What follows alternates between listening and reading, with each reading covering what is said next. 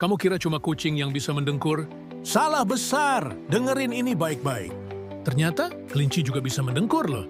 Tapi, bukan kayak kucing yang getarannya dari tenggorokan.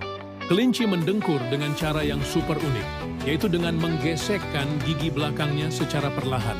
Bunyinya lembut banget, kayak suara klik-klik halus. Ini bukan tanda mereka lagi sakit gigi, ya?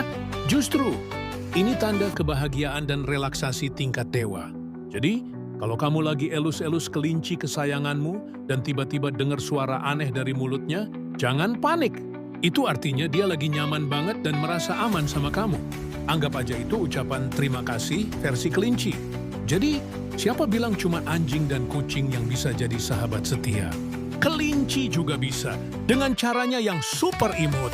Penasaran sama fakta hewan unik lainnya? Itu jangan lupa leave comment dan subscribe ya. Sampai jumpa di video selanjutnya.